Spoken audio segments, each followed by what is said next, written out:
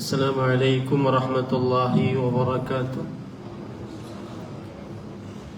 Bismillahirrahmanirrahim. Innal hamdalillah nahmaduhu wa nasta'inuhu wa nastaghfiruh wa na'udzu billahi min shururi anfusina wa sayyiati a'malina. Man yahdihillahu fala mudilla lahu wa man yudlil fala hadiya lahu.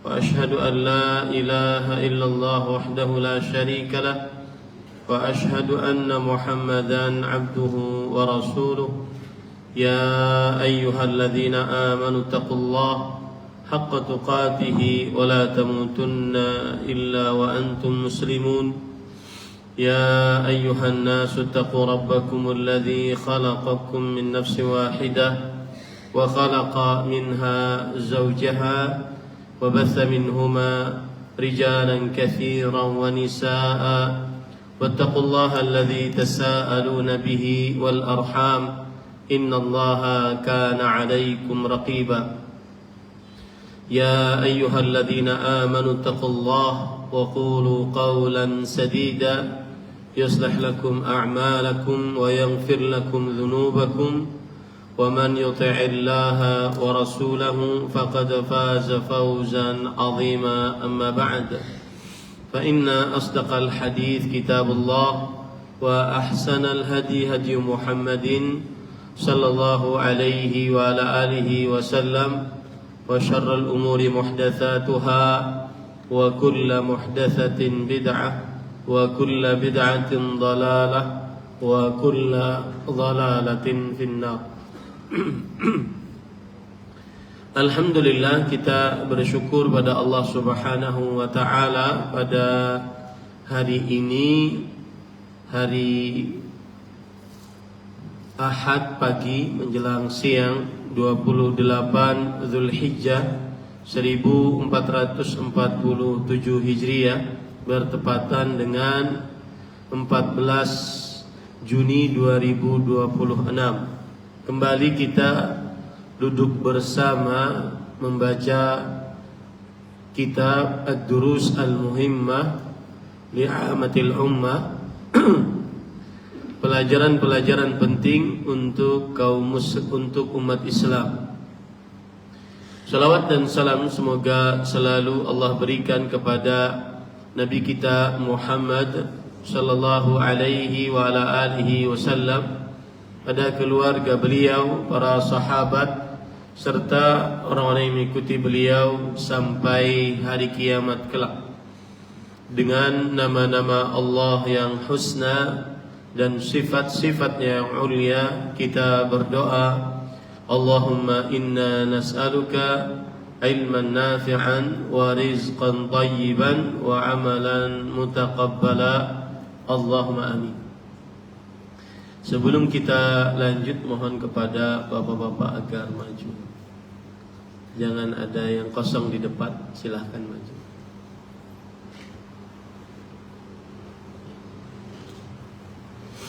Baik, Bapak, Ibu, saudara-saudari yang dimuliakan oleh Allah Subhanahu wa taala, kita melanjutkan membaca kitab Ad-Durus Al-Muhimmah Li'amatil Ummah, pelajaran penting untuk umat Islam.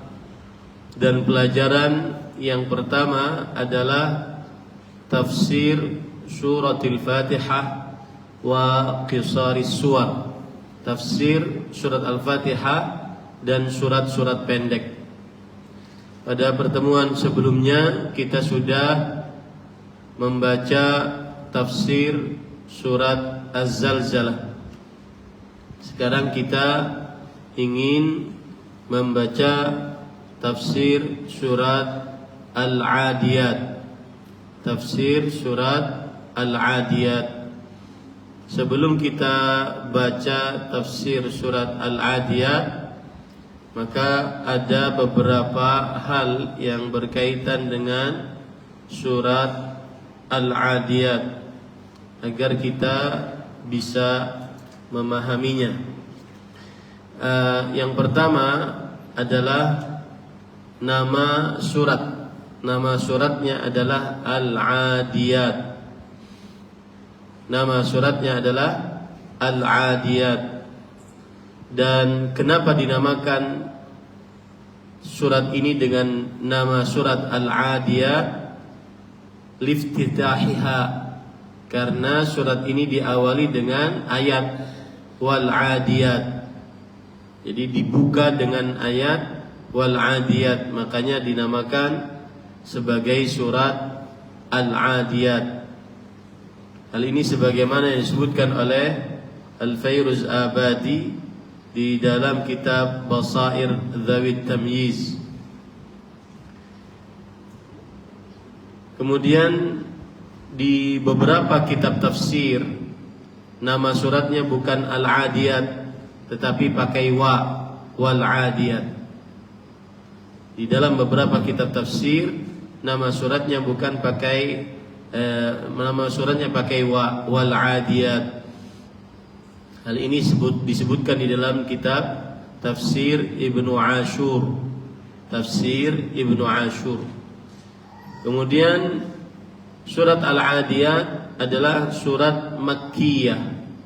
Surat Al-Adiyat adalah surat Makkiyah, artinya turun ketika Nabi Muhammad sallallahu alaihi wasallam belum berhijrah ke kota Madinah. Belum berhijrah ke kota Madinah. Kemudian, dan ini pendapat jumhur sebagaimana disebutkan oleh Ibnu Ashur dalam kitabnya Tafsir Ibnu Ashur. Ini pendapat jumhur. Dan juga ada yang mengatakan bahwa surat Al-Adiyat adalah Madaniyah. Madaniyah artinya surat yang diturunkan setelah Nabi Muhammad sallallahu alaihi wasallam berhijrah. Dan ini dikatakan oleh As-Suyuti rahimahullah di dalam kitab Al-Itqan fi Ulumil Quran. Kemudian apa maksud dan kandungan yang ada di dalam surat Al-Adiyat? Yang pertama adalah penjelasan tentang sifat tabiat manusia. Penjelasan tentang sifat tabiat manusia. Nanti sifat tabiatnya kita akan sebutkan. Yang kedua adalah perintah untuk memperbanyak amal saleh. Kandungan yang kedua di dalam surat Al-Adiyat adalah perintah untuk memperbanyak amal saleh. Kemudian kandungan yang ketiga adalah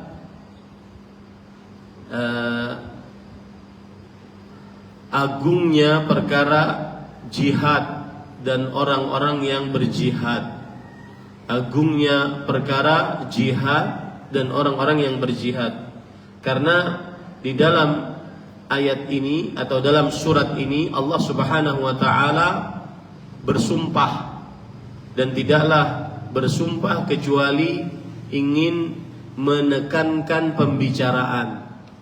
Sumpah itu diucapkan karena ingin menekankan pembicaraan. Makanya ketika Allah berfirman wal adiyati dhabha fal muriyati qadha fal mughirati subha fa atharna bihi naq'a, itu semua berkaitan dengan kuda tunggangan saat orang berjihad. Maka kadang-kadang kakinya mengeluarkan api karena dipacu kaki kudanya agar bisa berjihad. Ini menunjukkan bahwa agungnya perkara jihad dan berjihad di jalan Allah Subhanahu wa taala. Kemudian yang selanjutnya adalah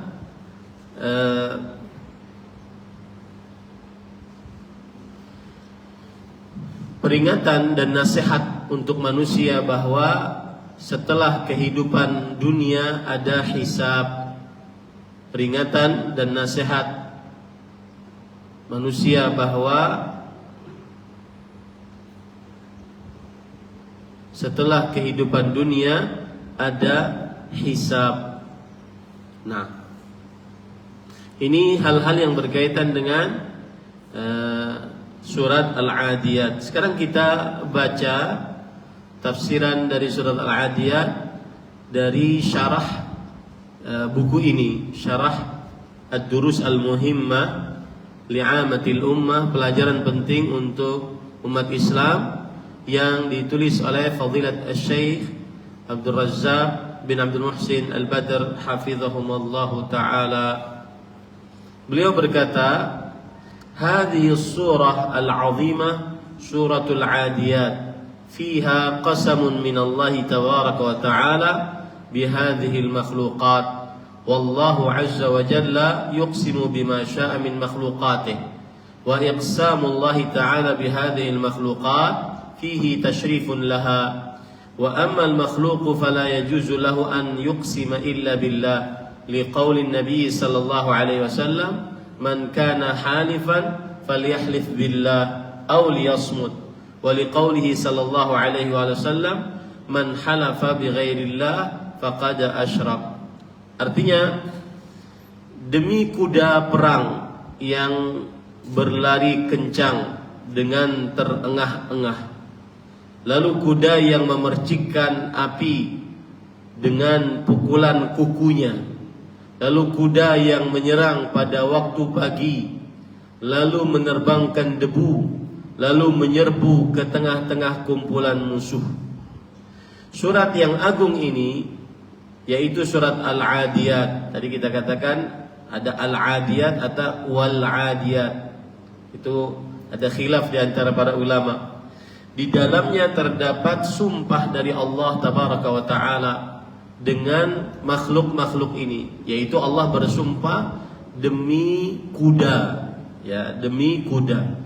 Dan Allah azza wa jalla berhak bersumpah dengan apa saja yang Dia kehendaki dari makhluk-makhluknya. Nah, ini kekhususan bagi Allah. Allah berhak bersumpah dengan makhluk-makhluknya, seperti misalkan wal asri, demi masa, wasyamsi wa duhaha, demi matahari dan sinar paginya, wal laili idza yaghsha, demi malam jika sudah meliputi.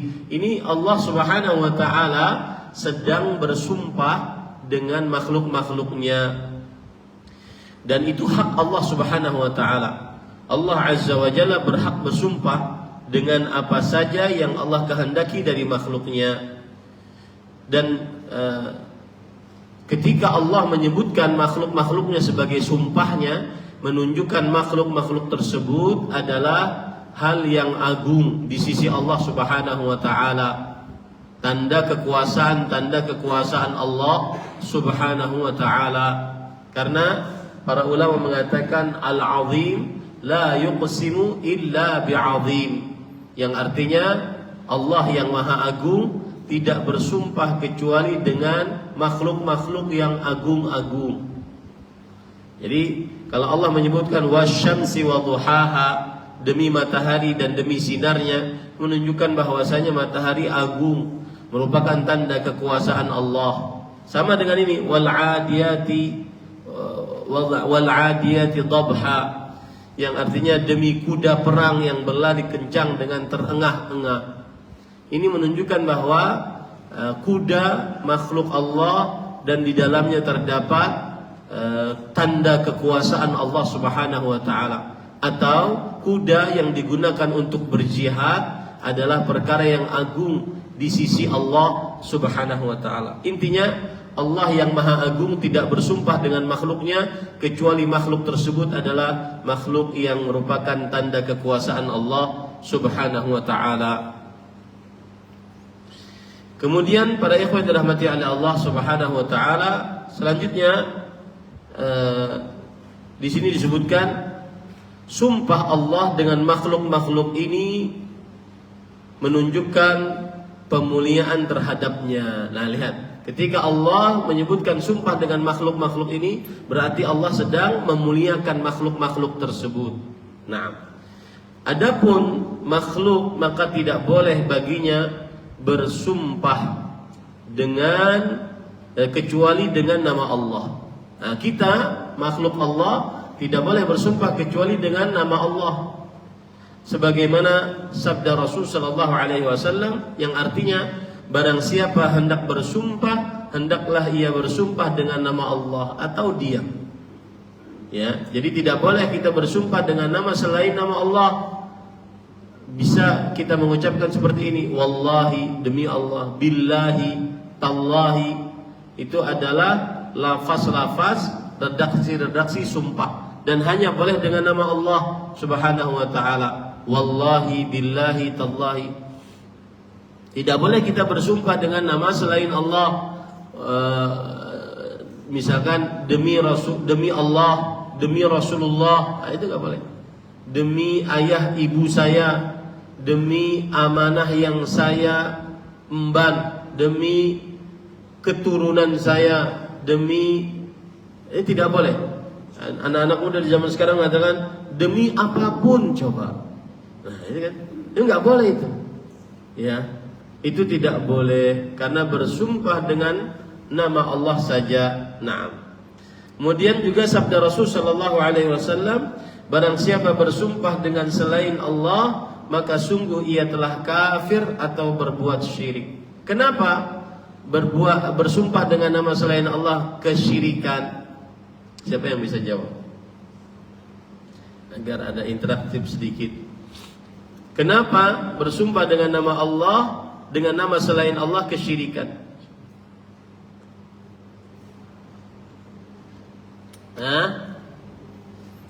Apa pengertian kesyirikan? Apa password kesyirikan? Penyamaan. Ya. Kata kunci dari kesyirikan itu penyamaan. Bagaimana? Menyamakan selain Allah dengan Allah dalam perkara yang khusus milik Allah. Itu adalah kesyirikan. Kata kunci kesyirikan adalah pada taswiyah, menyamakan selain Allah dengan Allah dalam perkara yang khusus milik Allah. Nah, kita letakkan pada bersumpah dengan nama selain Allah. Di mana letak penyamaannya? Siapa yang bisa jawab? Kita letakkan kasus bersumpah dengan nama selain Allah ada penyamaan. Di mana letak penyamaan? Menyamakan makhluk dengan Allah. Bagus. Misalkan saya katakan demi Rasulullah, atau wan nabi, demi nabi, wa abi, demi bapakku. Ya, menyamakan makhluk-makhluk ini dengan Allah. Dalam perkara apa? Dalam perkara yang khusus milik Allah. Dalam hal ini apa perkara yang khusus milik Allah? Yaitu ibadah pengagungan. Karena yang namanya sumpah itu diucapkan menyebutkan sesuatu yang diagungkan untuk menekankan, untuk mengagungkan yang diucapkan. Nah, ketika kita menyebutkan demi Rasulullah berarti menyamakan Rasulullah dengan Allah dalam perkara yang khusus milik Allah. Apa itu? Pengagungan. Tidak boleh seseorang mengagungkan secara mutlak kecuali Allah Subhanahu wa taala.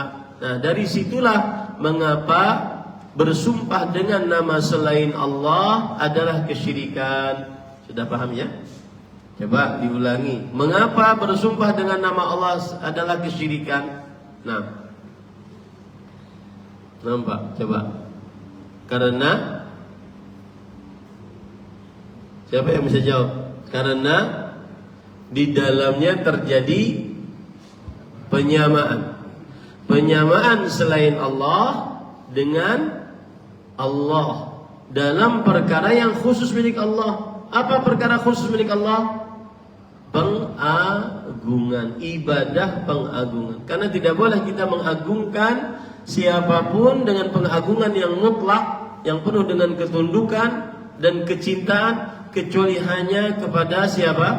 Allah Subhanahu wa taala. Nah, baik. Kemudian penulis berkata, wal 'adiyati dhabha. Hadza qasamun minhu tabaraka ta'ala bil khailil muntaliqah adwan 'ala mutuniha al mujahiduna fi sabilillahi as-sabiruna al muhtasibun al-qasiduna bi jihadihim i'la'a kalimatillahi tabaraka wa ta'ala. Yang artinya firman Allah yang berbunyi wal 'adiyati dhabha. Demi kuda perang yang berlari kencang dengan terengah-engah. Ini adalah sumpah dari Allah Subhanahu wa ta'ala dengan kuda-kuda yang melaju cepat. Di atas punggungnya terdapat para mujahid di jalan Allah. Orang-orang yang sabar. Ya, mujahid itu orang-orang yang sabar. Dan kesabaran jenis tinggi. Dan jihad adalah amalan paling tinggi dalam Islam. Sebagaimana hadis Rasul sallallahu alaihi wasallam, wa dzirwatu sanamihi al-jihadu fi sabilillah. Puncak beramal dalam Islam adalah berjihad di jalan Allah Subhanahu wa taala. Puncak kesabaran paling tinggi adalah berjihad di jalan Allah Subhanahu wa taala. Kenapa? Karena dia mengorbankan nyawa, harta. Mengorbankan nyawa dan harta. Makanya disebut oleh pensyarah orang-orang yang sabar, berharap pahala dan bertujuan dengan jihad mereka untuk meninggikan kalimat Allah Tabaraka wa Ta'ala.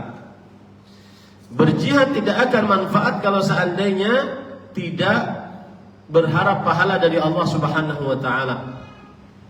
Berjihad adalah amalan yang kalau salah niat maka dia pertama kali akan dipanggang di dalam api nerakanya Allah Subhanahu wa taala. 3 amalan apabila salah niat akan dipanggang di dalam neraka pertama kali. Yang pertama yaitu alim. Yang kedua mujahid, yang ketiga dermawan. Alim, mujahid, dermawan. Seperti nama ya. Alim, mujahid, dermawan. Supaya mudah menghafalnya ya. 3 orang ini yang pertama kali akan dibakar dalam neraka jahanam jika salah jihad. Si alim, si mujahid, si dermawan. Alim, mujahid, dermawan. Hadir alim, mujahid, dermawan. Ini para ikhwan yang dirahmati oleh Allah Subhanahu wa taala. Makanya disebutkan di sini berharap pahala. Kemudian dan bertujuan dengan jihad mereka untuk meninggikan kalimat Allah Subhanahu wa taala. Jihad dalam agama Islam bukan untuk membunuh. Ingat itu baik-baik. Jihad dalam agama Islam bukan untuk membunuh. Dan ini adalah bantahan atas orang-orang yang menuduh Islam agama keras. Agama dibangun di atas perang, pedang dan darah. Ini tuduhan yang tidak tepat, yang sangat salah besar. Yang salah besar. Jihad tujuannya adalah li'a'la'i kalimatillah, untuk menegakkan kalimat Allah Subhanahu wa taala, untuk menegakkan kalimat Allah Subhanahu wa taala. Makanya di dalam peperangan Rasulullah SAW sekitar 9 kali beliau berjihad langsung, bisa dihitung berapa banyak yang beliau bunuh dengan tangan beliau sendiri. Karena memang tujuan berjihad bukan untuk membunuh, tetapi memerdekakan manusia dari perbudakan kepada makhluk, kepada membudakkan kepada Allah Subhanahu wa taala. Beda dengan perang salib. Silakan baca sejarah perang salib 1, perang salib 2. Maka sangat mengerikan. Ya, saya ada buku yang saya terjemahkan dari dulu belum selesai. Judulnya Al-Intisar lin Nabiyil Mukhtar. Pembelaan terhadap nabi yang terpilih. Di dalam buku itu, ini buku saya waktu itu niat untuk menerjemahkannya karena waktu itu ada penghinaan terhadap Rasulullah sallallahu alaihi wasallam dari beberapa negara kafir, membuat karikatur Nabi Muhammad SAW, dan beliau adalah digambarkan sebagai seorang yang bengis, tukang bunuh, tukang kawin dan seterusnya. Maka buku ini salah satu pembelaannya, pembelaan yang bagus dengan ilmiah. dijelaskan bahwasanya dalam buku tersebut Nabi Muhammad SAW berjihad dan yang dibunuh oleh beliau dengan tangan beliau bisa dihitung dengan jari. Sedangkan perang salib ditegakkan dan yang terbunuh sampai anak-anak kecil, wanita-wanita dibunuh. Diceritakan jalan-jalan penuh dengan mayat anak-anak kecil dalam perang salib tersebut. Silakan antum baca kejadian perang salib 1, perang salib 2. Nah, kemudian para ikhwan yang dirahmati oleh Allah Subhanahu wa taala, lalu penulis mengatakan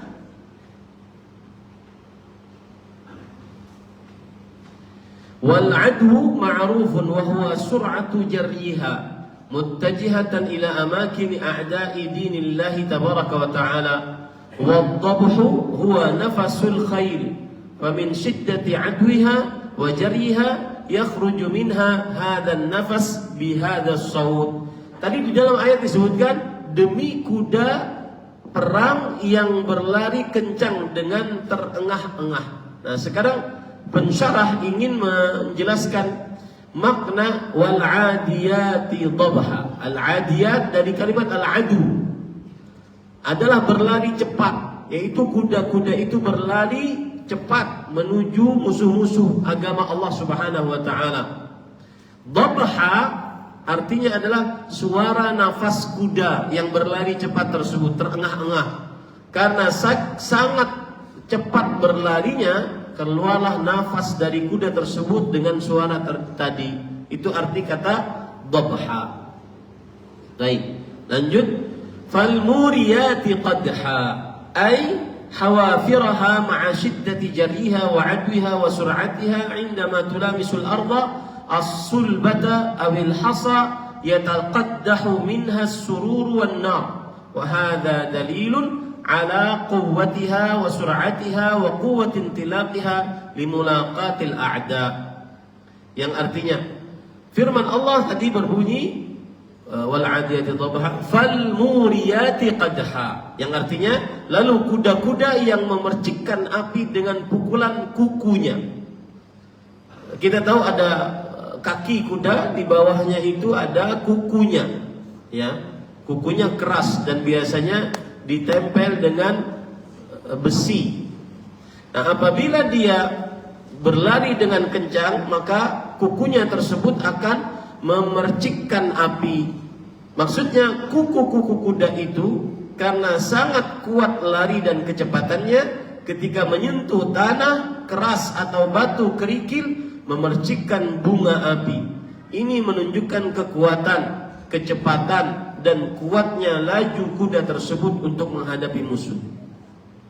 Nah, kemudian selanjutnya fal mughirati subha. Al mughirat ay 'ala al a'da' subhan ay waqt as-subhi wa hadha huwa al-ghalib fi hadi an-nabi sallallahu alaihi wasallam wa jayshihi yughiru 'ala al-a'da' fi hadha al-waqt.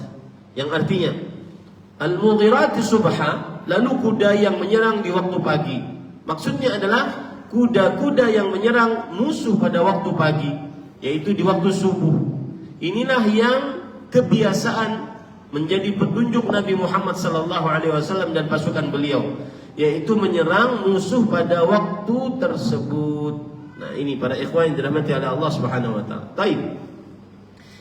Berarti para ikhwan yang dirahmati oleh Allah Subhanahu wa taala, surat ini adalah surat yang menjelaskan tentang agungnya keadaan orang yang berjihad di jalan Allah Subhanahu wa taala. Digambarkan dengan keadaan kuda yang dipacu dengan kencang di medan pertempuran sampai menimbulkan suara yang terengah-engah, sampai menimbulkan api pada kaki-kaki kuda tersebut, menebarkan debu-debu dan masuk kuda-kuda tersebut di tengah-tengah musuh. Ini dalil menunjukkan bahwa syarafil khail, mulianya kuda jika digunakan untuk ketaatan kepada Allah Subhanahu wa taala. Ya, bukan hanya sekedar memiliki kuda, tapi kuda yang digunakan untuk ketaatan kepada Allah. Kalau boleh kita analogikan, yaitu mulianya kendaraan-kendaraan yang digunakan untuk ketaatan kepada Allah Subhanahu wa taala. Bukan hanya sekedar mubahat, mufakharat, bukan hanya sekedar berbangga-bangga, bermewah-mewah. Ya. Dan ini harus diniatkan dari awal. Kendaraan-kendaraan yang kita miliki bukan hanya sekedar mubahat, berbangga-bangga, mufakharat, menyombongkan diri, bermewah-mewah di hadapan orang lain. Ya. Maka niatkan untuk mengerjakan ketaatan dengan kendaraan tersebut. Apalagi ketaatannya berjihad di jalan Allah Subhanahu wa taala. Dalam surat Al-Anfal ayat 60, Allah Subhanahu wa taala berfirman, "Wa a'iddu lahum mastata'tum min quwwah wa min ribatil khair turhibuna bihi aduwallahi wa aduwakum." Yang artinya, dan siapkanlah bagi mereka apa yang kalian sanggup untuk disiapkan dari kekuatan, yaitu berupa kuda-kuda yang memberi rasa takut kepada musuh-musuh Allah dan musuh-musuh kalian. Ini sekali lagi menunjukkan kepada mulianya kuda jika digunakan untuk berjihad di jalan Allah Subhanahu wa taala. Nah, dan Nabi Muhammad sallallahu alaihi wasallam bersabda tentang kuda, "Al-khail ma'qudun fi nawasiha al-khair ila yaumil qiyamah." Yang artinya kuda dia yang ada tali kekangnya. Kuda yang ada tali kekangnya akan senantiasa mendapatkan kebaikan sampai hari kiamat. Maksudnya kuda yang digunakan untuk berjihad, kuda yang digunakan untuk ketaatan kepada Allah yang ada tali kekangnya, niscaya jika digunakan untuk kebaikan akan mendatangkan kebaikan, mendatangkan pahala di sisi Allah Subhanahu wa taala. Hadis riwayat Bukhari Muslim dari sahabat Nabi Abdullah bin Umar radhiyallahu anhuma yang wafat pada tahun 73 Hijriah. Nah, di dalam surat ini juga terdapat penjelasan bolehnya Allah bersumpah dengan apa saja dari makhluknya. Allah bersumpah dengan apa saja dari makhluk-makhluknya. Ya, kenapa? Karena Allah Al-Khaliq, Allah yang Maha Pencipta, Allah Al-Malik, Allah Sang Raja. Adapun makhluk maka tidak boleh bersumpah kecuali dengan Allah. Kenapa? Karena yang namanya sumpah tadi sudah saya jelaskan, ini annal halif ta'zim. Karena sumpah itu adalah pengagungan.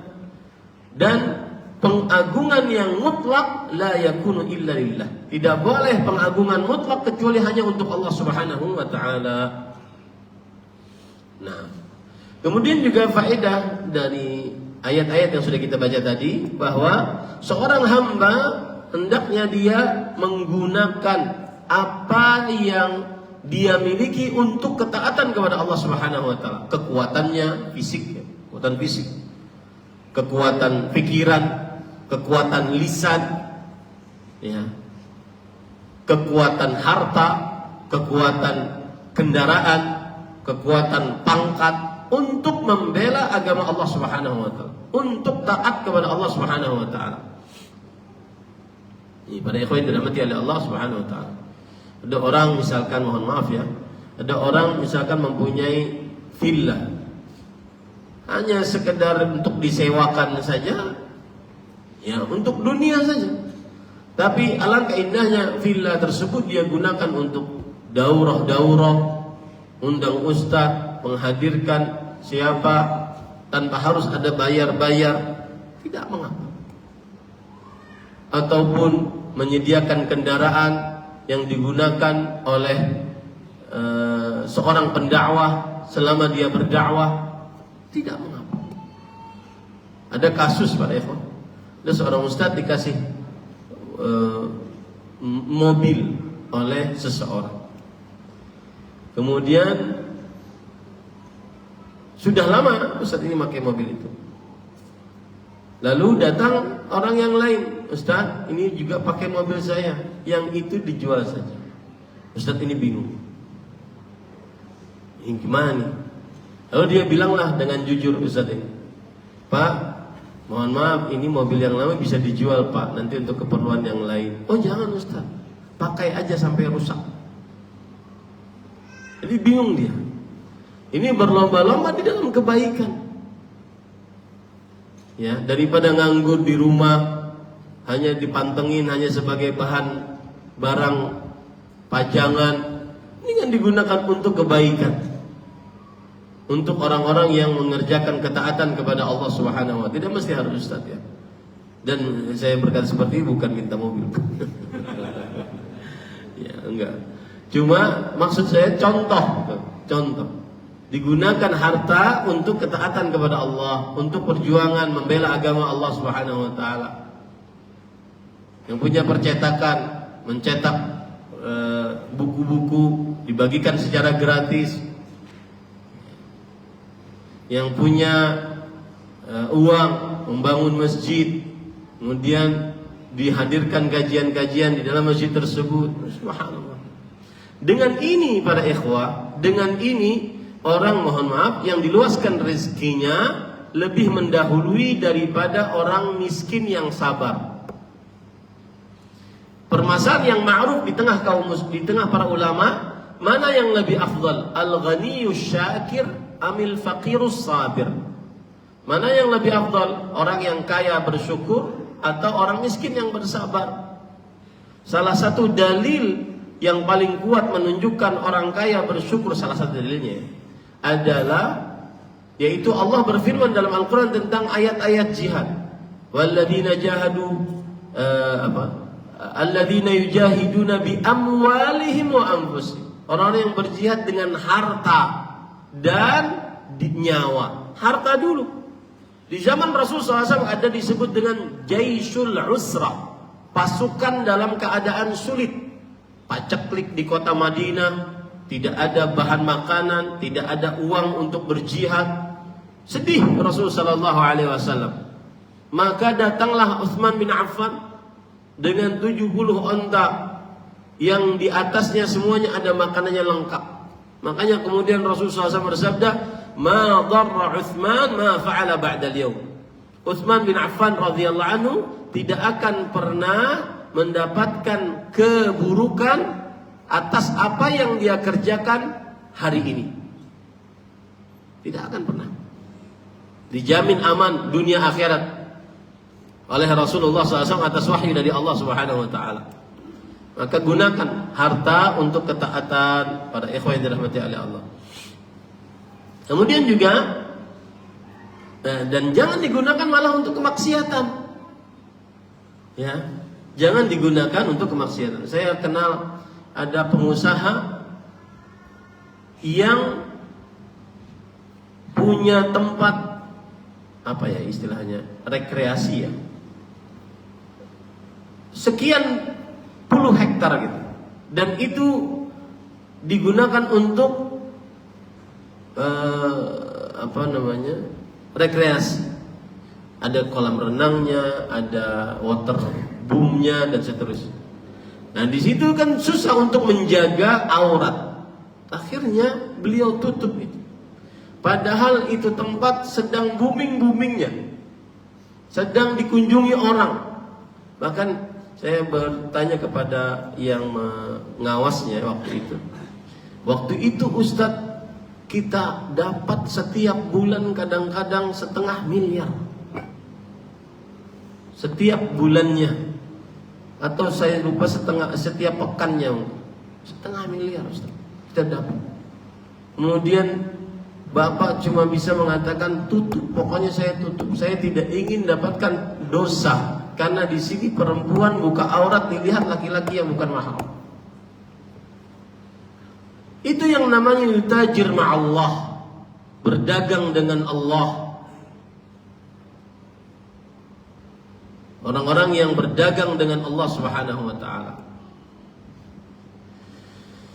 Nah, jadi jangan malah digunakan hartanya untuk bermaksiat kepada Allah. Kemudian dari ayat-ayat tadi kita ambil pelajaran juga bahwasanya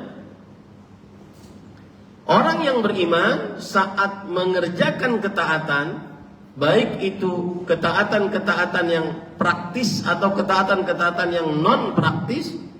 Praktis itu maksud saya seperti sholat, puasa, zakat, haji, atau non praktis seperti berbakti pada orang tua, berbuat baik pada tetangga, menghormati tamu, beramal untuk agama Islam, membela agama Islam dengan hartanya. Maka pelajaran kita bisa ambil dari ayat-ayat tadi adalah orang yang beriman kalau mengerjakan ketaatan maka dia harus dengan semangat.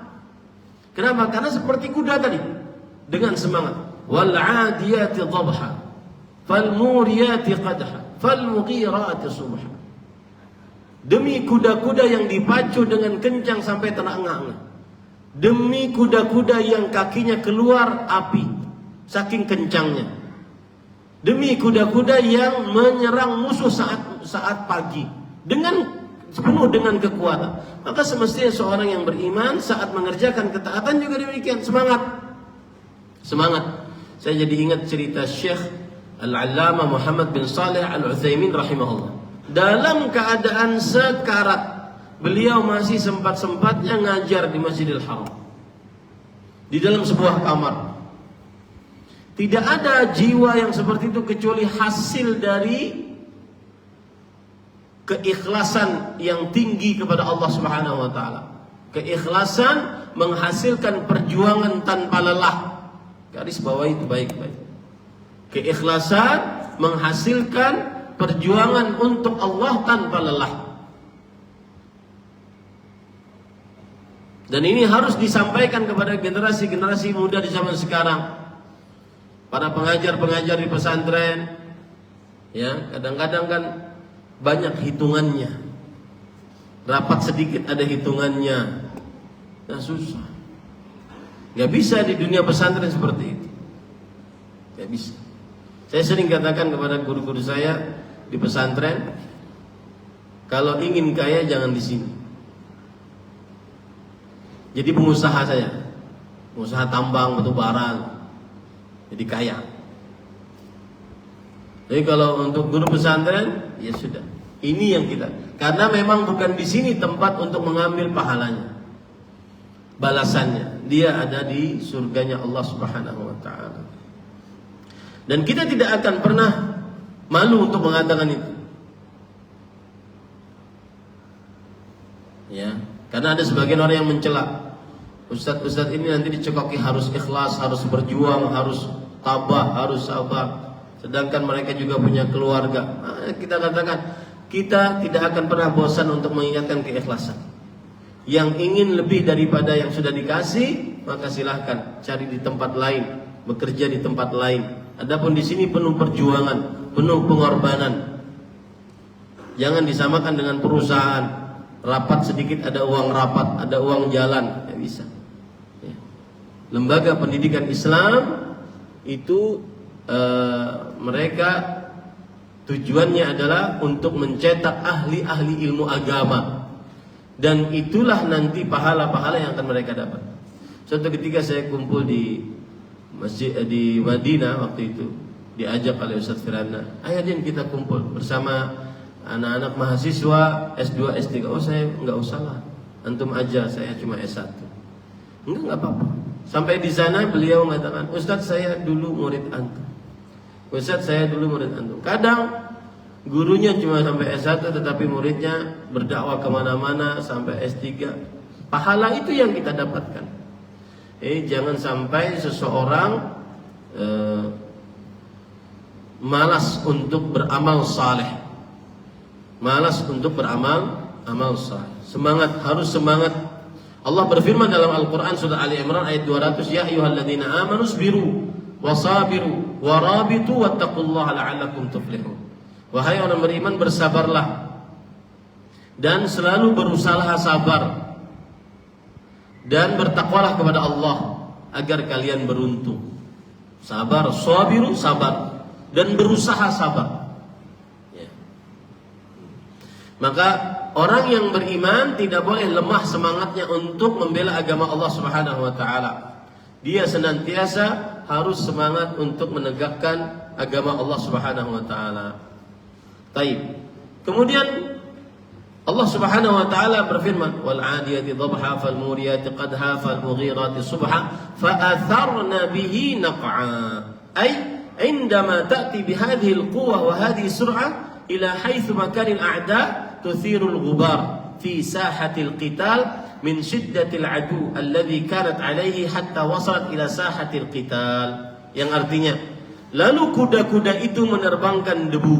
Maksudnya adalah ketika kuda-kuda itu datang dengan kekuatan dan kecepatan menuju tempat musuh, ia menerbangkan debu di medan perang karena sangat cepat larinya sampai akhirnya tiba di medan pertempuran.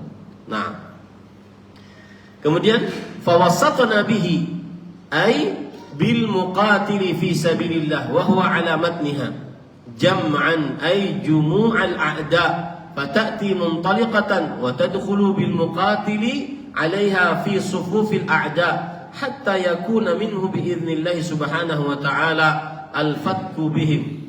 Nah, yang artinya kemudian kuda-kuda itu menyerbu ke tengah-tengah kumpulan musuh. Maksudnya adalah bersama orang-orang yang berperang di jalan Allah yang berada di atas punggungnya, kuda-kuda itu menuju kumpulan musuh, masuk membawa penunggangnya ke dalam barisan musuh hingga dengan izin Allah Subhanahu wa taala terjadilah serangan terhadap mereka. Ini para ikhwah yang dirahmati oleh Allah Subhanahu wa taala. Baik. Hadza huwal qasam. Ini adalah sumpah yang disebutkan dalam ayat tadi. Ini terakhir sumpah. Wal 'adiyati dhabha wal muriyati qadha fal mughirati subha fa atharna bihi naq'a fa wasatna bihi jam'a. Ini 5 ayat ini semuanya sumpah.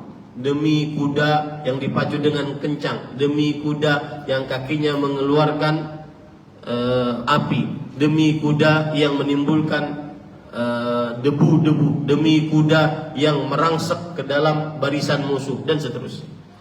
Nah, itulah sumpah-sumpah yang ada dalam ayat ini. Kemudian setelah itu, ammal muqsamu alaihi fahuwa bayanu halil insan.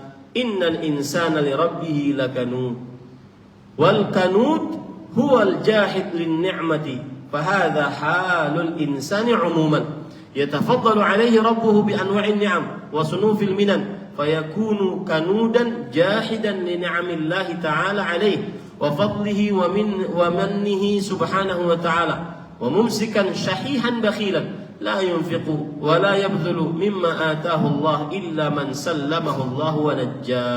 Yang artinya, kalau tadi kan sumpah-sumpah semua. Orang kalau bersumpah kan demi Allah saya akan begini gitu ya, itu sumpah. Nah, Allah bersumpah dengan 5 ayat, demi kuda begini, demi 5 ayat.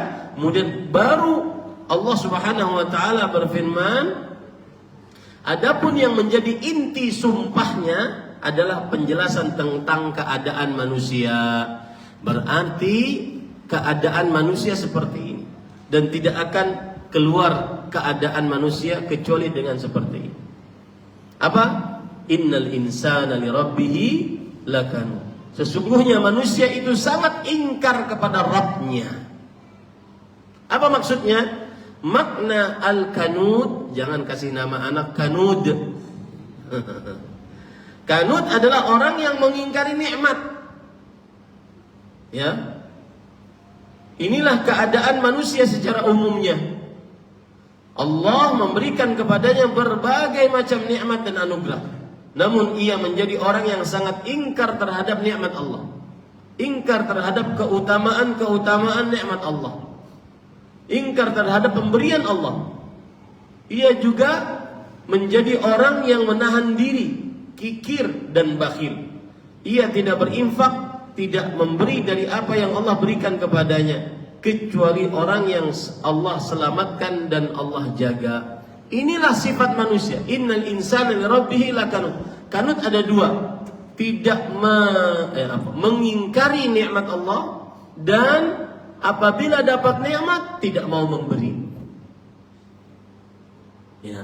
Tidak mengingkari nikmat Allah. Mengingkari nikmat Allah itu apa? Lupa bahwa sang pemberi nikmat adalah Allah. Yang memberi kemuliaan adalah Allah. Lupa dia, congkak, sombong. Seperti kisah 3 orang yang disembuhkan oleh Allah lalu diberikan harta oleh Allah. Yang satu diberikan onta, yang satu diberikan sapi, yang satu diberikan kambing.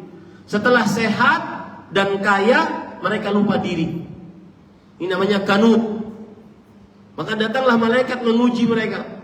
Yang satu datang ke dalam keadaan seperti malaikat dalam keadaan seperti orang pertama yang ketika dulu masih penyakitan dan masih miskin. Botak miskin. Mohon maaf yang botak. Ya. Botak miskin, maksudnya dia penyakitan rambutnya, kemudian dia miskin. Kemudian malaikat yang menyerupakan diri seperti dia dulu ini mengatakan, wahai fulan, saya kehabisan bekal dan saya tidak bisa melanjutkan kecuali saya bersandar kepada engkau setelah bersandar kepada Allah. Berikanlah saya bekal. Maka dia mengatakan apa? Keperluan banyak, keperluan banyak. Ya, al-hajah katsir, keperluan banyak. Kemudian malaikat ini ingin mengingatkan dia, kamu dulu itu penyakitan, kemudian miskin. Kata si malaikat, bukankah kamu dulu seperti saya, botak, kemudian penyakit, miskin. Kemudian dia sombong. Nah ini kanutnya, dia lupa itu pemberian Allah. Kata dia, warathtu hadza kabiran an kabir. Aku mewarisi kekayaan ini dari mulai dulu. Kami ini terkenal keluarga kaya. Kami ini darah ungu. Kami ini terkenal keluarga kaya, darah biru. Bukan seperti, kenapa ke ungu ya subhanallah. Jadi begitu para ikhwan yang dirahmati oleh Allah Subhanahu. Dia lupa, ini namanya kanut, mengingkari nikmat Allah. Tidak menyandarkan apa yang dia dapat kepada Allah Subhanahu wa taala. Nah, itu namanya kanud. Di samping kanud, yaitu mengingkari nikmat dari Allah, dia juga bakhil. Dapat nikmat tidak mau ngasih, tidak mau berbagi. Ya, tidak mau berbagi. Dan khusus untuk bakhil ini para ikhwah, ada perkataan menarik dari Syekhul Islam Taimiyah rahimahullah. Beliau mengatakan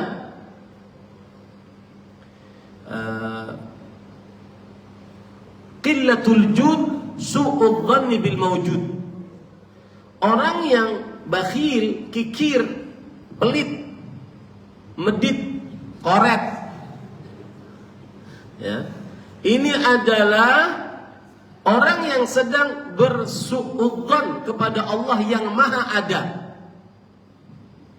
Orang yang bakhil, dia sedang bersuudzon kepada Allah yang maha kaya. Qillatul jud suudzani bil mawjud. Ya. Ini para ikhwan yang dirahmati oleh Allah Subhanahu wa taala. Ya, hati-hati. Rasulullah sallallahu alaihi wasallam bersabda, la yastami'u fi qalbil 'abdi al-iman wasyuhhu abadan. Hadis riwayat Imam Ibnu Majah. Tidak akan terkumpul di dalam kalbu seorang hamba keimanan dan sifat bakhil selamanya. Gak mungkin. Itu syai'ani diddan, dua hal yang bertentangan. Iman dan sifat bakhil gak akan ngumpul. Ya, gak akan ngumpul. Nah, kita lanjut. Kemudian penulis mengatakan, wa innahu ay hadzal insan ala dzalika la syahid ay yashhadu ala nafsi bi hadhihi as-sifah adz-dzamimah wal khaslah al-mashinah. Yang artinya, dan sesungguhnya dia hal itu benar-benar menjadi saksi. Maksudnya manusia itu sendiri bersaksi atas dirinya dengan sifat yang tercela dan perangai yang tercela tersebut. Nah, yaitu bakhil tadi. Kemudian lanjutnya, wa innahu li hubbil khairi ay al-mal la syadid nafsuhu la taqna'u mahma utiya minal mal yuhibbul mala hubban jamman aw hubban syadidan law utiya minal mali wadiyan la tamanna an yakuna lahu wadin akhar. Artinya,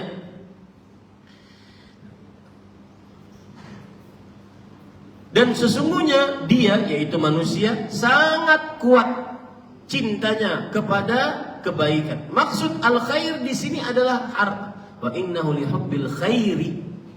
Ya, maksud al-khair di sini adalah harta. Maksudnya jiwa manusia tidak pernah merasa puas berapapun harta yang diberikan kepadanya. Ia mencintai harta dengan kecintaan yang besar dan kuat. Seandainya ia diberi satu lembah harta, niscaya ia akan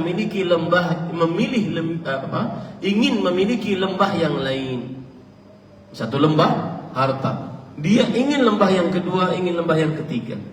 Nanti saya akan sebutkan dalilnya. Kita baca dulu tafsirnya. Kemudian penulis mengatakan,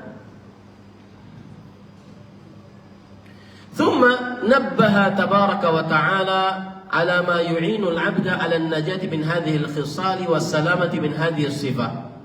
Yang artinya, kemudian Allah Subhanahu wa taala mengingatkan sesuatu yang dapat membantu seseorang hamba untuk selamat dari perangai-perangai buruk tadi dan sifat-sifat tercela tadi. Allah berfirman di dalam Al-Qur'an, "Afala ya'lamu ay al-insan idza bu'thira ma fil qubur. Hadza amrun jadirun bil 'abdi an yakuna 'ala dhikrin lahu wa 'ilmin bihi. Wa anna hadzal juhuda لنعمة الله وهذا الحب للمال والانكباب عليه والانشغال به عما خلق العبد لأجله أوجد لحقيقة المال فيه إلى أن هذا العبد سيموت ثم يبعثر ما في القبور ويقوم الناس من قبورهم للمجازات والمحاسبة." Yang artinya, cara agar tidak bakhil, Allah berfirman, maka tidakkah dia, wahai manusia, mengetahui bila apa yang ada di dalam kubur dibongkar, dikeluarkan. Maksudnya kalau sedang bakhil, kalau sedang malas beribadah, ingat kuburan. Bahwa seseorang akan dikubur, kemudian nanti dibangkitkan dari alam kuburnya di hari kiamat. Ini adalah perkara yang sangat layak untuk selalu diingat dan diketahui oleh seorang hamba. Hendaknya ia mengetahui bahwa pengingkaran terhadap nikmat Allah, kecintaan berlebihan kepada harta, ketundukan hatinya kepadanya, serta kesibukan dengannya, yaitu dengan harta, sampai melalaikan tujuan penciptaan manusia, sampai lalai tujuan penciptaan dia gara-gara harta. Semuanya akan berakhir dengan kematian. Saya ulangi ya. Kecintaan berlebih kepada harta, pengingkaran nikmat dari Allah, ketundukan hati kepada harta, terlalu sibuk sampai berlebih-lebihan dalam mencari harta. Saya dulu ketika masih bekerja di Arab Saudi sebagai penerjemah dan pendakwah dalam sebuah instansi resmi di Arab Saudi, saya sering bertemu dengan kawan-kawan TKI, tenaga kerja Indonesia. Kemudian sering saya nasihati. Kemudian mereka mengatakan, "Alhamdulillah Ustaz, kami dapat nasihat begini. Padahal saya dulu dari Indonesia sampai di Arab Saudi, tujuan saya cuma satu, dalam benak saya cuma satu, memburu real dan dolar. Urusan ibadah nanti. Bagaimana aplikasinya antum memburu real dan dolar? Begini Ustaz, jam 8 sampai jam 4 kami kerja. Nanti kan istirahat Ustaz. Habis sholat maghrib saya kerja lagi, ambil shift yang kedua di tempat lain. Nanti tengah malam jam 2 saya kerja lagi sampai subuh. Benar-benar memburu real dan dolar. Ya. Maka bagi yang seperti ini keadaannya, kadang-kadang ada orang yang, dan subhanallah ya Pak Eko, harta itu semakin tua semakin dia suka. Orang ini semakin tua semakin dia suka. Ada hadis yang menunjukkan hal itu, saya akan sebutkan nanti. Ya. Semakin tua dia semakin suka. Nah, maka yang seperti ini obatnya ingat mati, ingat kuburan. Hamba itu pasti akan mati. Kita semua akan mati. Kemudian apa yang ada dalam kubur akan dibongkar. Manusia akan bangkit dari kubur mereka untuk menerima balasan dan menjalani perhitungan, yaitu hisabnya Allah Subhanahu wa taala. Baik, kita lanjut. Wa hussila ma fis sudur ay yuhassilu fi dzalikal yaum man tawat alaihi sarairul abdi. Ini yang menarik, ini yang mengkhawatirkan. Dan ditampakkan apa yang ada di dalam dada. Maksudnya pada hari itu, di hari kiamat, akan ditampakkan dan dikumpulkan apa yang tersimpan dalam rahasia hati seorang hamba. Baik, kita ambil beberapa pelajaran dari ayat-ayat yang sudah saya baca tadi. Yang pertama, para ikhwan yang dirahmati oleh Allah Subhanahu wa taala, ayat-ayat ini memberikan pelajaran kepada kita bahwa harus kuat di dalam mengerjakan ketaatan kepada Allah Subhanahu wa taala. Harus kuat dalam mengerjakan ketaatan kepada Allah Subhanahu wa taala.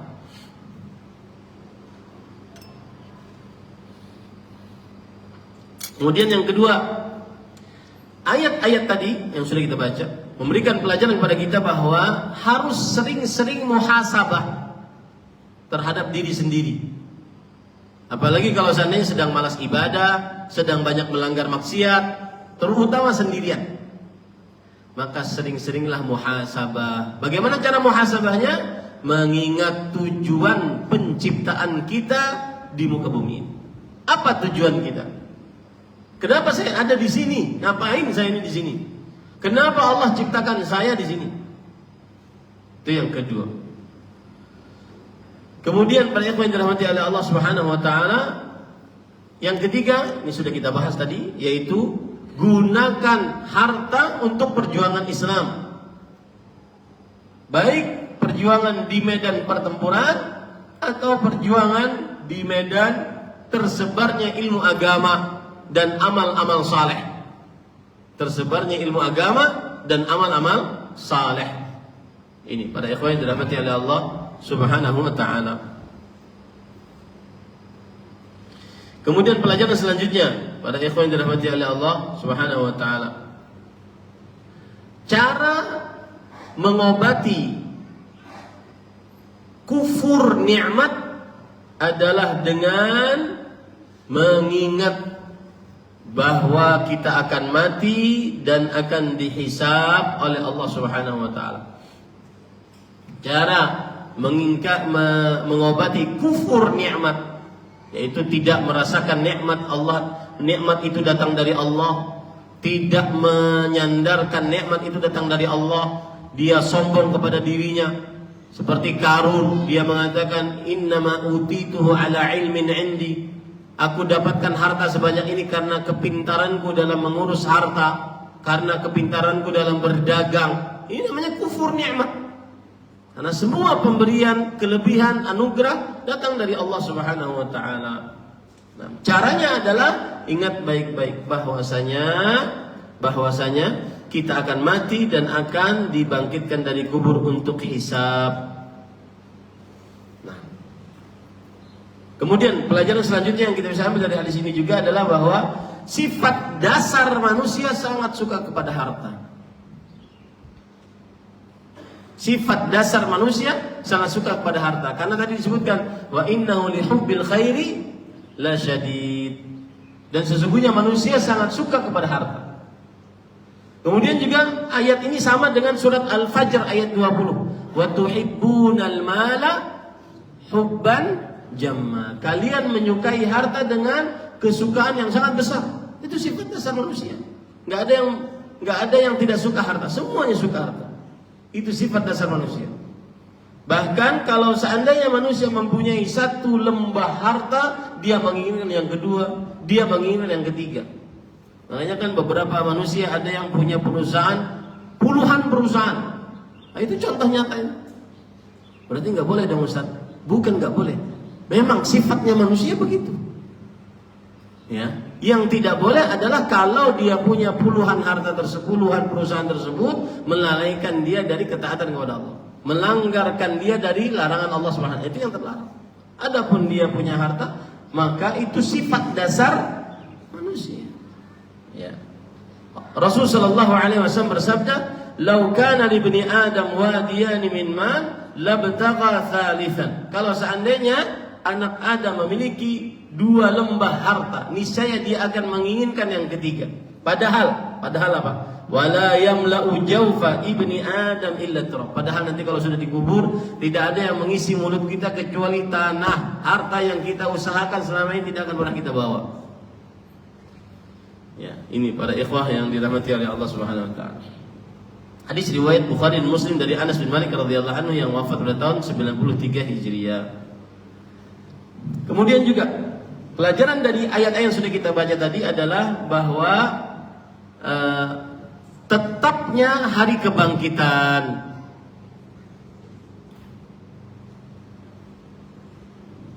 Tetapnya hari kebangkitan. Karena disebutkan dalam ayat tadi, afala ya'lamu idza bu'thira ma fil qubur. Apakah ia tidak mengetahui apabila dibangkitkan, dibongkar di dalam kuburnya. Dan ayat ini persis seperti dalam surat Al-Hajj ayat 7. Wa anna as-sa'ata atiyatun la raiba fiha wa anna Allaha yab'atsu man fil qubur. Dan ketahuilah bahwasanya hari kiamat akan datang, tidak ada keraguan di dalamnya. Dan ketahuilah bahwasanya Allah akan membangkitkan dari siapa saja yang ada dalam kubur. Ini para ikhwan yang dirahmati oleh Allah Subhanahu wa taala. Nah,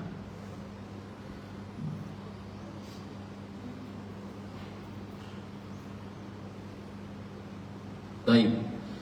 Kemudian penulis mengatakan ataupun syarah mengatakan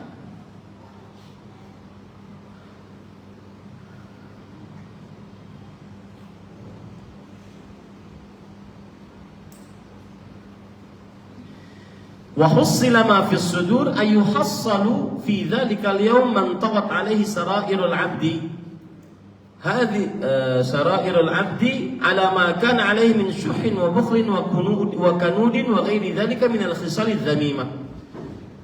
Yang artinya atas apa yang dahulu pada dirinya berupa sifat kikir, bakhil, ingkar terhadap nikmat Allah dan sifat-sifat tercela lainnya. Itu semua akan dibongkar oleh Allah Subhanahu wa taala di hari kiamat. Ya, dibongkar oleh Allah Subhanahu wa taala pada hari kiamat. Kemudian Allah berfirman, wa inna rabbahum bihim yawma idzil lakhabir. Ay muttali'un ala amalihim al-zahirah wal batinah, al-khafiyah wal jalilah wa mujazihim 'alayha. Wal khabir ismun min asma'illah wa huwa al-'alimu bi bawatinil umur wa khafayal asya' wa ka'ilmihi bi dhawahiriha wa 'alaniyatiha. Yang artinya Allah berfirman, sesungguhnya Rabb mereka pada hari itu benar-benar maha mengetahui keadaan mereka. Ya, keadaan mereka. Yaitu maksudnya Allah mengetahui amalan-amalan mereka. Baik yang nampak ataupun yang tersembunyi. Yang samar-samar ataupun yang jelas. Allah maha membalas atas amalan-amalan makhluknya. Kemudian Al-Khabir adalah salah satu nama Allah. Al-Khabir, salah satu nama Allah. Maknanya Allah zat yang maha mengetahui bagian dalam segala perkara, hal yang tersembunyi ataupun yang terang-terangan. Itu namanya khabir. Bukan hanya sekedar maha mengetahui, akan tetapi mengetahui yang tersembunyi ataupun yang terang-terangan.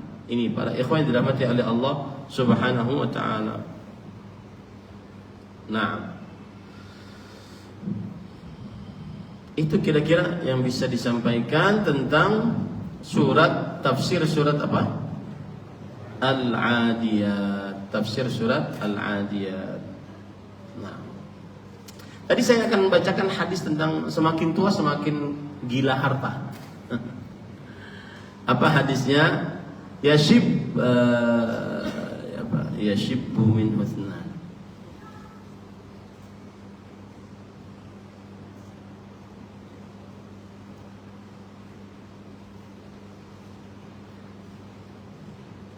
Dalam hadis riwayat Imam Tirmidzi, yuhramu ibnu Adam wa yashibbu min husnan, al-hirsu 'alal mal wal hirsu 'alal umur.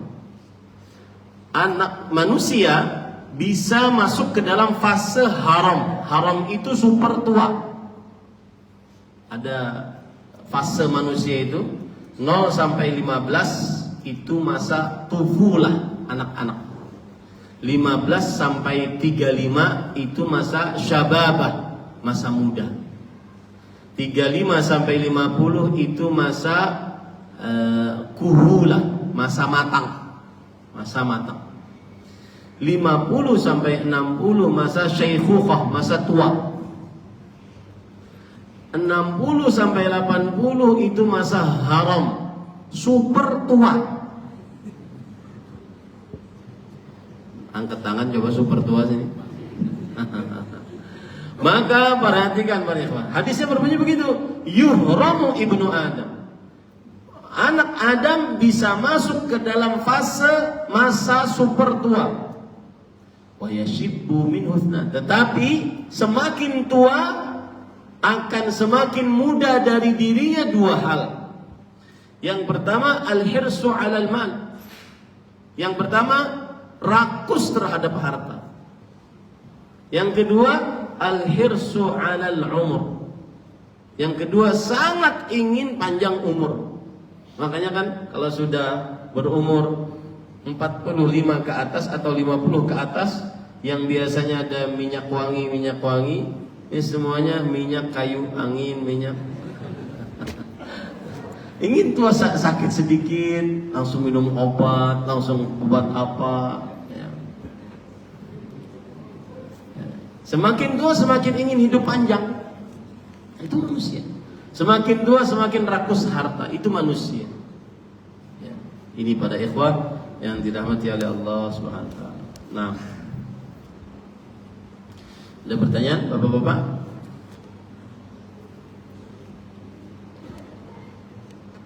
Nah, ada mic, jika ada yang ingin bertanya silahkan ya. Saya jawab pertanyaan ibu-ibu dulu. Saya ingin bertanya tentang pelajaran kita yang lampau terkait takdir. Apakah ini pemahaman yang benar? Takdir, rezeki, umur telah tertulis di Lauhul Mahfuz. Dan saat kita memohon tambahan rezeki atau umur, seyogianya jumlah rezeki atau umur tidak berubah, melainkan jumlah keberkahannya. Misal, selama hidup rezeki ditakdirkan X miliar. Jika kita bersedekah sama dengan hartanya bertambah. Maksudnya adalah bertambah berkahnya karena bisa menolong orang dan akan kita bawa pahalanya untuk di akhirat kelak. Apakah ini yang dimaksud dengan pertambahan, Ustaz? Jawabannya iya. Salah satu maknanya seperti itu. Jadi begini para ikhwan, takdir kita sudah ditetapkan oleh Allah. Rufi'atil aqlam. Pena yang mencatat takdir itu sudah diangkat. Wajaffatis suhuf. Lembaran-lembaran Lauhul Mahfuz yang tercatat takdir-takdir tersebut sudah kering, tidak akan pernah berubah. Allah berfirman dalam Al-Quran, Yamhullahu ma yasha' wa yuthbit wa indahu ummul kitab. Allah terserah menghapus dan menetapkan, tapi di sisi Allah ada ummul kitab, yaitu buku induk. Buku induk takdir itu tidak akan pernah berubah. Ya, dan yang mengilmui itu hanya Allah. Dan Allah menulisnya dengan ilmu pengetahuannya yang azali. Ilmu pengetahuan yang tanpa batas, tidak ada awalan, tidak ada akhirat. Di sini bedanya manusia dengan Allah. Ustaz, kalau saya begini nanti, tetapi endingnya begini kok bisa ya Ustaz? Nah, itu karena ilmu kita nggak nyampe. Saya sering menggambar seperti orang bawa HP, kemudian naik pesawat, HP-nya ikut naik pesawat dalam keadaan masih sinyalnya tidak di airplane mode. Maka di atas pun dia tidak bisa menerima sinyal. Nah, begitulah otak manusia. Tidak akan pernah sampai kepada pembicaraan takdir, karena dia tidak tahu ilmu yang tercatat di dalam kitab Lauhul Mahfuz tersebut apa saja. Akhirnya dia merasa bingung. Makanya Allah sering mengatakan, Inna dzalika 'alallahi yasir. Semuanya tertulis dalam kitab Lauhul Mahfuz dan itu mudah bagi Allah. Kenapa? Karena Allah mempunyai ilmu pengetahuan. Itu pegang ya, baik-baik. Baik. Jadi intinya takdir kita sudah ditetapkan oleh Allah. Di dalam kitab Lauhul Mahfuz 50.000 tahun sebelum penciptaan langit dan bumi. Baik. Kalau sudah dipahami itu, sudah diyakini itu, maka ada hadis-hadis yang berbunyi dan dia menunjukkan kepada perubahan takdir seperti la yaruddul qada'a illa du'a, tidak ada yang menolak takdir kecuali doa. Satu. Yang kedua, man ahabba an yubsata lahu fi rizqihi wa yunsa'alahu fi atharihi falyusir rahimah. Yang ingin diluaskan rezekinya, dipanjangkan umurnya, maka hendaklah dia menyambung hubungan rahim.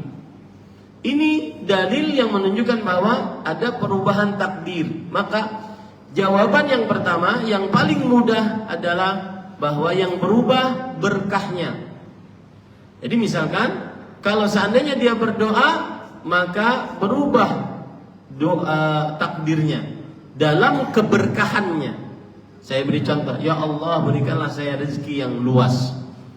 Kemudian dia takdirnya hartanya cuma sampai 10 miliar ketika dia masih hidup. Tapi karena dia berdoa, seakan-akan dia memiliki 100 miliar karena keberkahan harta tersebut akibat doa tadi. Paham? Dan itu yang disebutkan oleh si ibu penanya. Begitu juga apabila dia menyambung hubungan rahim, maka takdirnya akan berubah, yaitu keberkahannya. Ustaz, nah, ini kita berpikir dengan otak kita. Ustaz, berarti kan ada tertulis dua tuh, ada opsi dua. Kalau ente begini, begini. Kalau ente begini, begini. Nah, itulah batas kemampuan manusia berpikir. Ya, lalu Ustaz,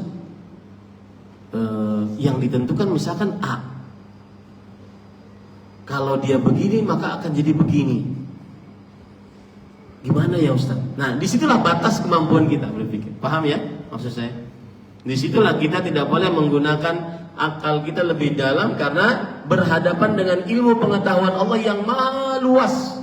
Huwal awwal wal akhir. Dialah Allah yang awalan dan akhiran. Artinya apa?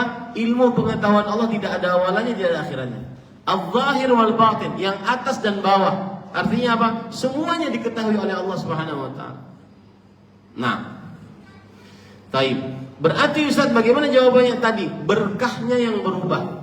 Kalau dia berdoa, kalau dia menyambung hubungan rahim, maka umurnya dipanjangkan, dalam artian umurnya mungkin 63 tahun saja.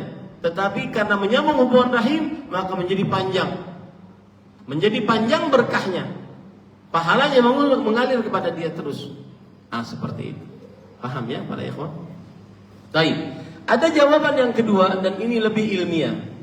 Jawaban yang kedua adalah bahwa yang berubah adalah perubahan pada pencatatan selain di dalam kitab Allahul Mahfuz.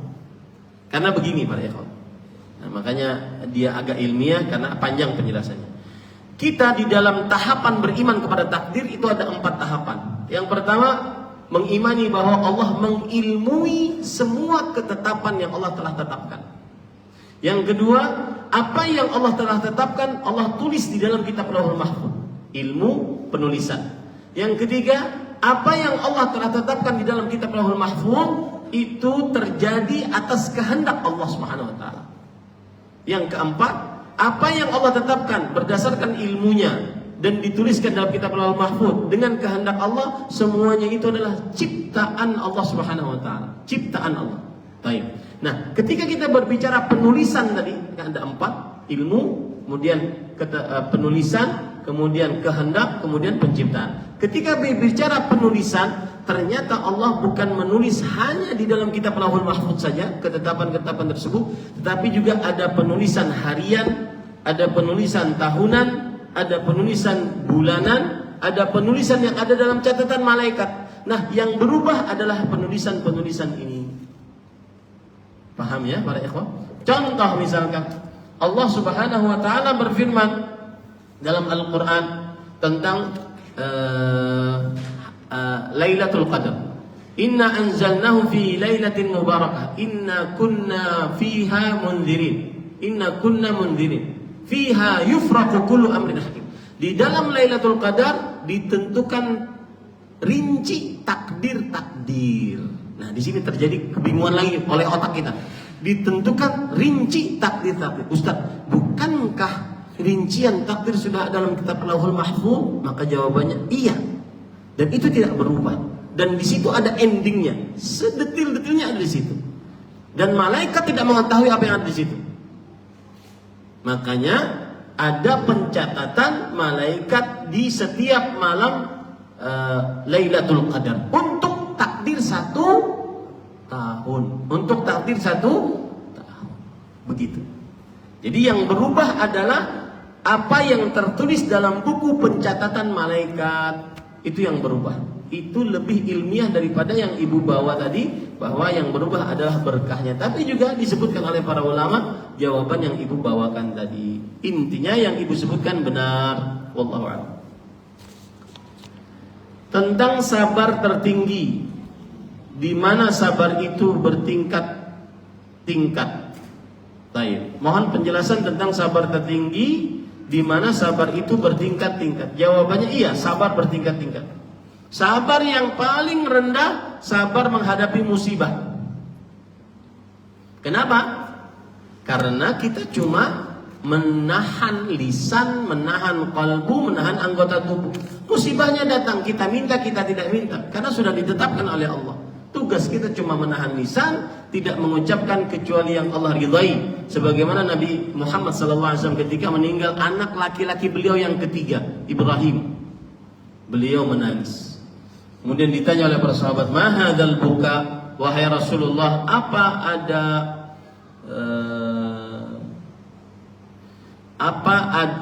kenapa engkau menangis? Alam tanhan 'anil buka? Bukankah engkau melarang kita untuk menangis?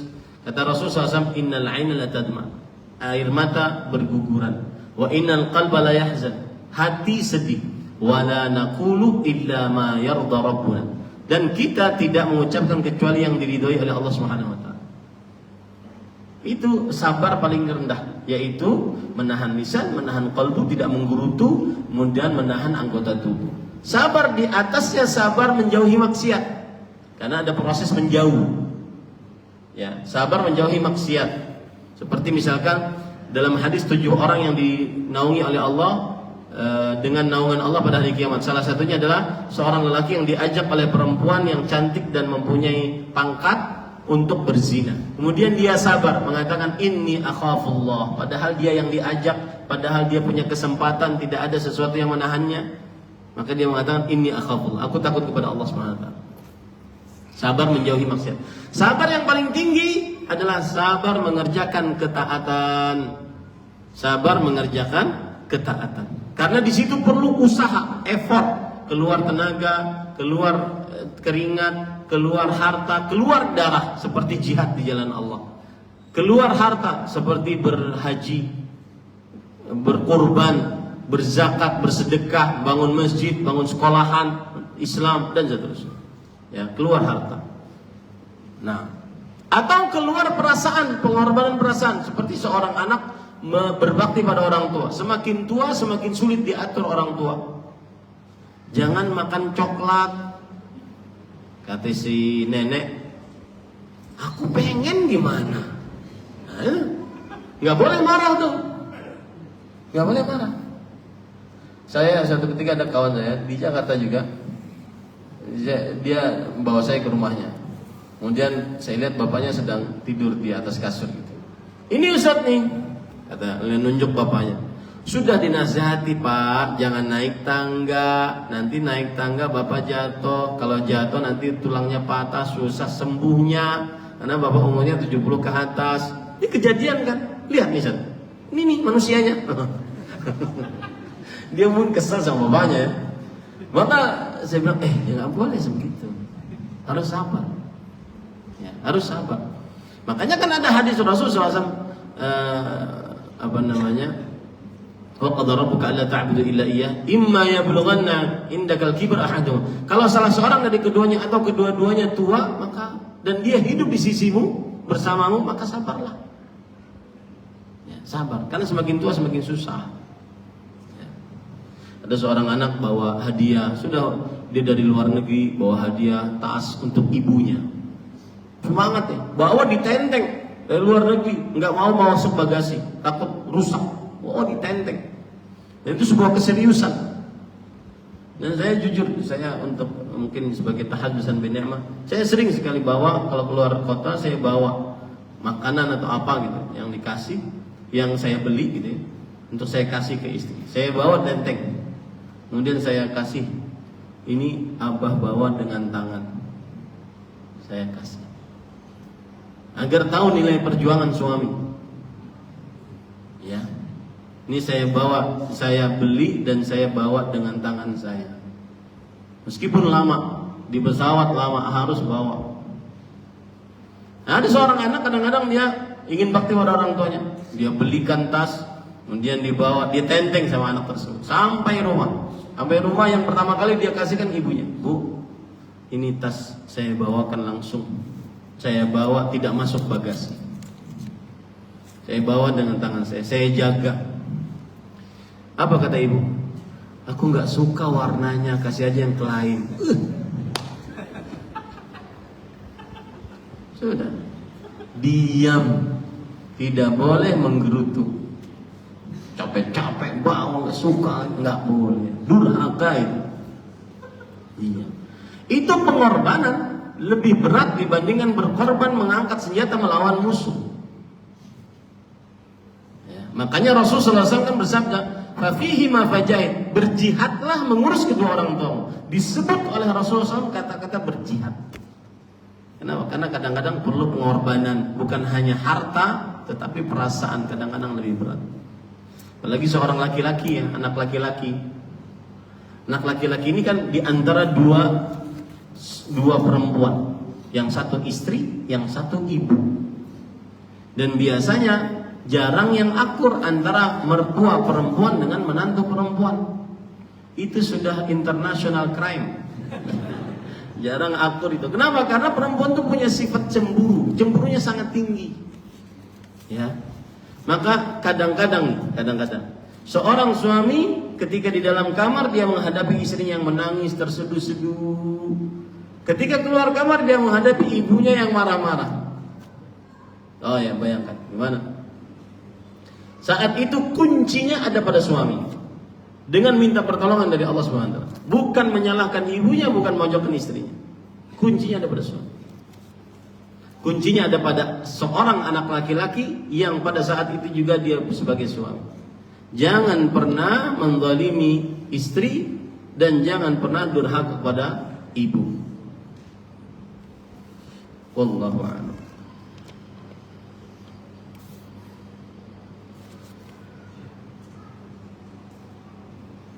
Nah, Ustaz tadi dikatakan semakin tua semakin gila harta. Nah, kata-kata gila dirubah deh kayaknya. Kayaknya terlalu ekstrim ya. Semakin tua semakin rakus, sama aja ya. Semakin tua semakin suka harta gitu ya. Nah, bagaimana jika jika sudah tua tetapi merasa semua cukup? Dan bagaimana jika kematian tidak ada tidak ada hisab dan azab, bolehkah ingin diwafatkan? Bagaimana jika sudah tua tetapi merasa semua cukup?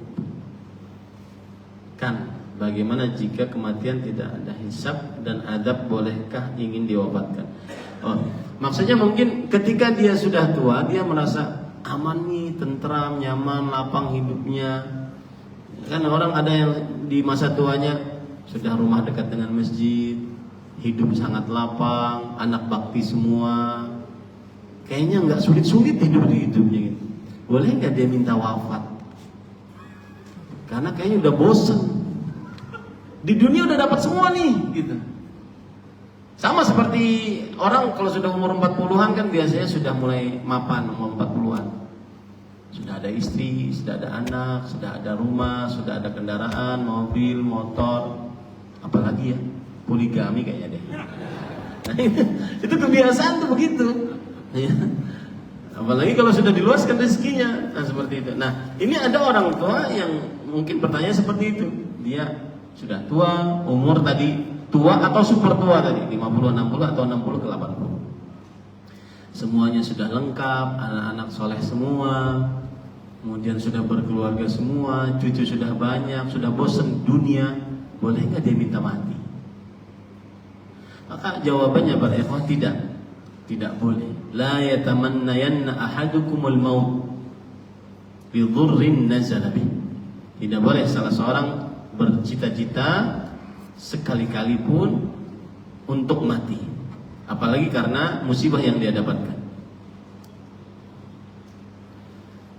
Kenapa tidak boleh juga? Itu hadisnya, tidak boleh bercita-cita mati. Kenapa tidak boleh juga bercita-cita mati? Karena Rasulullah SAW mengatakan, man tala umruhu wa hasuna amaluhu. Manusia terbaik adalah yang panjang umurnya dan bagus amalnya. Contoh misalkan, orang yang panjang umurnya, sebentar lagi dia akan dapat ke Ramadan lagi. Maka di dalam Ramadan itu, kalau dia berpuasa, mendapati bulan Ramadan, bisa tarawih lagi, dia akan diangkat derajatnya dibandingkan yang tidak mendapati bulan Ramadan. Jadi intinya tidak boleh berangan-angan mati. Wallahu a'lam. Mohon penjelasannya. Kan dikatakan kata-kata adalah doa.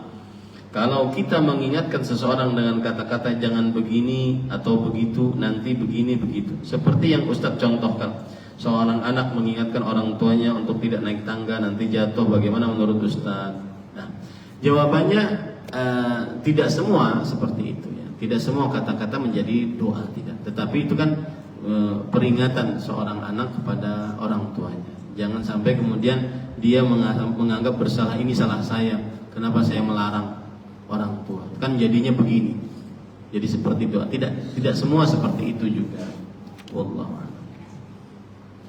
Mohon nasihatnya untuk para pengajar Al-Quran, baik yang didatangkan atau datang pelajarannya ke rumah. Apakah ada aturan syar'i yang sebaiknya bagaimana? Apakah boleh guru datang untuk mengajar ke rumah atau harusnya didatangkan? Dan dengan bayaran atau mukafaahnya bagaimana? Karena khawatir masuk ancaman seorang alim yang pertama masuk ke dalam neraka. Bagus pertanyaan. Jawabannya adalah tidak mengapa kita menghiring orang untuk mengajari kita. Tidak mengapa. Kemudian habis itu kita kasih hadiah. Tidak mengapa. Dan yang mengajar pun menerima hadiah tersebut tidak mengapa. Karena Rasulullah SAW mengatakan, inna ahaqqa ma akhadtum ajran kitabullah. Sesungguhnya balasan yang paling hak, paling benar, paling berhak kalian ambil atasnya adalah mengajar Al-Quran. Yang tidak boleh adalah mematok, karena itu ada semacam niatan khusus, oh saya ngajar Quran karena ingin dunia. Nah, itu tidak boleh. Tapi kalau dikasih, kemudian dia tidak terlalu memasang harga sekian-sekian, saya mau ngajarin bu, satu hurufnya 1 juta, satu huruf. Ini jangan, nggak boleh. Tapi kalau seandainya dia dikasih, itu tidak boleh. Sama dengan ustadz yang ngajar. Ustadz yang ngajar, kalau seandainya dia perbaiki niatnya sebelum ngajar untuk mengajarkan agama Allah Subhanahu wa taala, kemudian nanti ada hadiah-hadiah yang datang, itu dia bahkan lebih baik dia terima, jangan dia tolak, karena untuk menghormati yang memberi hadiah. Wallahu a'lam. Asalkan dia niatannya hanya untuk menyebarkan agama Islam, mengajarkan Al-Quran, maka tidak mengapa jika hadiah itu datang. Wallahu a'lam. Bagaimana Ustaz kalau seandainya ada Ustaz diundang kemudian matok harga? Nah, itu biasanya bukan dari dakwah sunnah.